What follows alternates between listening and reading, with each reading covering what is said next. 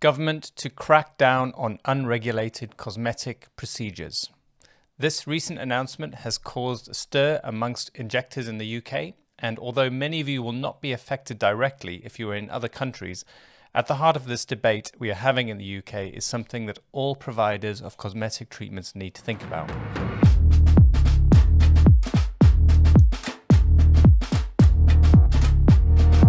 This press release from the Department of Health and Social Care announced an amendment to the Health and Care Bill to give the Health Secretary powers to introduce a license for non-surgical cosmetic procedures such as Botox and dermal fillers. The press release states that the intention would be that the public will be protected against botched Botox and fillers, and the government confirms its intention to introduce a license regime for non-surgical cosmetic procedures. So what does this mean for medical injectors, and what can you do? The scope and details of the regulations are still to be determined via a public consultation, which means in theory we can still influence the specific form this takes at some stage. So what's my take? When it comes to cosmetic regulation, I picture the UK like a man lost in an underground mine shaft in the middle of the desert, in a drunken stupor, naked. And he just got up and took a step in the right direction. Because nothing could be worse than where we are now, with a complete absence of any real standards at the level of statute. It would be hard for any government intervention to make things worse, although it is possible, and we'll come to that later. I'm pretty sure this is a step in the right direction. Let's start with what I like about the release first. The release states that the intent of the step is to ensure consistent standards and protect individuals from those without licenses, including from the potentially harmful physical and mental impacts of poorly performed cosmetic procedures. I'm relieved to see that the statement includes the intent to protect people not just from the physical harm, but the mental harm caused by poorly administered medical aesthetic treatments. As many of you will know, my perspective on what we do as medical aesthetic clinicians is that we fundamentally are tasked with enhancing the health of our patients through altering their appearance. As medical professionals, it's actually not ethical to risk physical harm unless you are enhancing psychosocial health. It's not medically justifiable to make people look pretty, even if you're really good at that. Our duty as clinicians is to base decisions around health. We can only do this through understanding their psychology, the situations in which they are hoping to feel and behave differently, and designing treatment plans which are carefully designed to maximize the chances of these changes occurring with minimal medical and psychosocial risks. The truth is, even many medics do not fully agree with me on this, and believe that medical management of complications and how to avoid them are why only medics should be able to do these procedures. I believe the need for health-based decisions is required throughout the patient journey, independently of complications. The problem is medical complications and side effects are an outcome of any risky action, be it skydiving, scuba diving, or getting a tattoo. They all can end up requiring medical treatment, but medical people are not the gatekeepers to all the risk. The fundamental argument cannot be based solely on one potential outcome being the requirement of medical attention. I believe the inherent nature of the interventions we do are sufficiently risky to both physical, psychological, and social health of the public that it requires the medical model of decision-making at every stage along the process, not just in complications. Now, this comes back down to the two elements to the question of how cosmetic interventions should be regulated. The absolute core of this is about the risks. Is there sufficient medical, psychological, and social risk to patients associated with cosmetic interventions to require a medical rather than a commercial model of decision-making?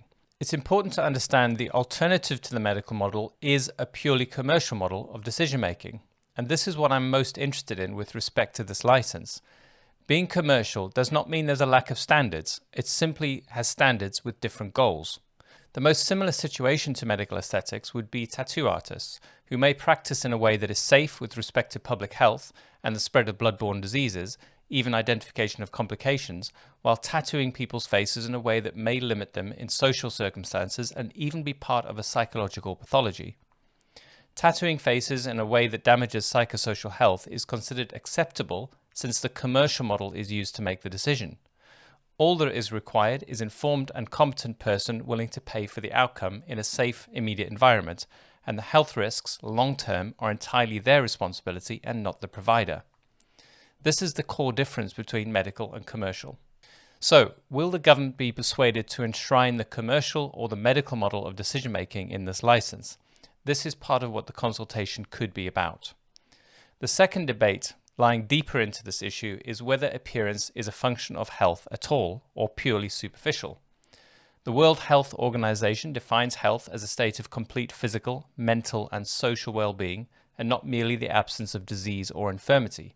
Does how you look affect your physical, mental, and social well-being sufficiently to be considered a branch of healthcare? Unfortunately, I don't believe there are many people in the government who think this. My opinion, listening to the grey-haired men on select committees talk about this, is that the default is that appearance is superficial. The impact of appearance on psychosocial function is largely invisible and not part of how the license will likely be drawn up, despite a growing body of evidence which does connect appearance with psychological health and social function.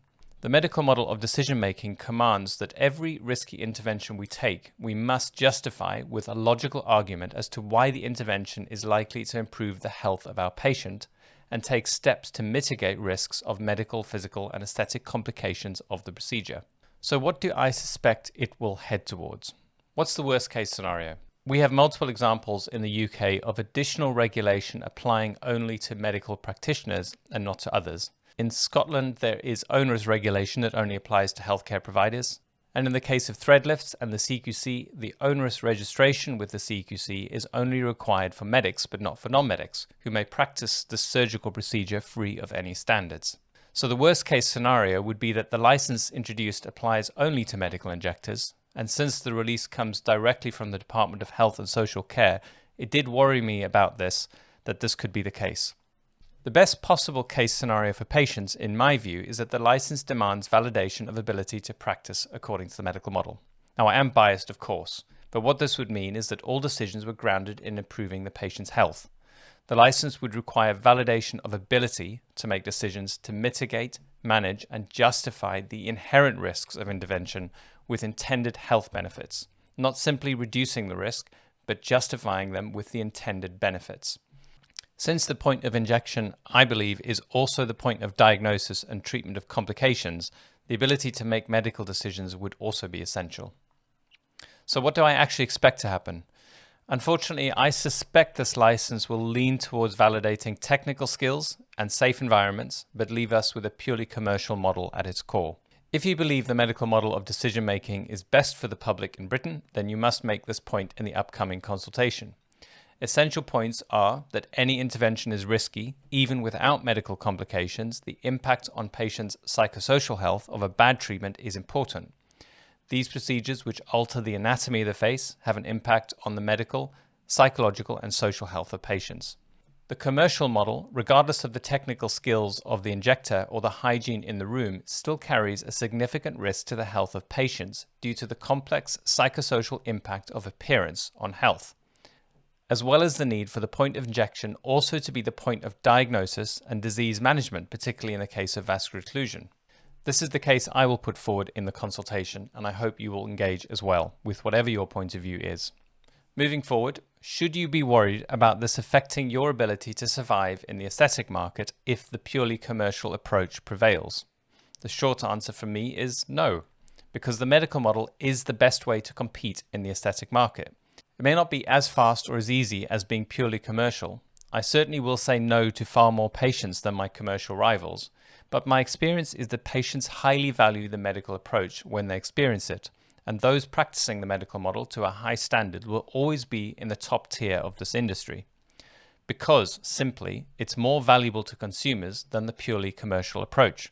No doubt, both sides of the sector will survive and thrive, but I believe this is no threat to those of you practicing the safe, ethical medical aesthetics according to the ancient philosophy of medicine to first do no harm.